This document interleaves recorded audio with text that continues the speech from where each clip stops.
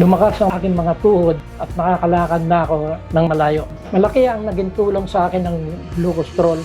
Ako si Miguel Cuya, 73 years old, nakatira sa San Pedro, Laguna. Ako'y nahilo at muntik nang bumaksak. Buti na lang ay naagapan ako at nadala ako sa ospital. Ang blood sugar ko ay 200. Ako'y nahirapan maglakad at humina ang aking katawan.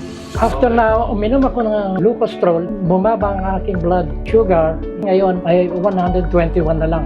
Lumakas ang aking mga tuhod at nakakalakad na ako ng malayo. Dati hindi nakakalakad ng malayo dahil pag nagwo-walking kami sa malayo. Nagtataka ako nakakasama na siya. Tapos lumakas-lakas na siya. Yun ang nakita kong pagbabago sa kanya. Sa mga katulad ko na nakakaramdam ng ganito, subukan ninyo ang Glucostrol. Malaki ang naging tulong sa akin ng Glucostrol sa aking mga nararamdaman sa aking katawan.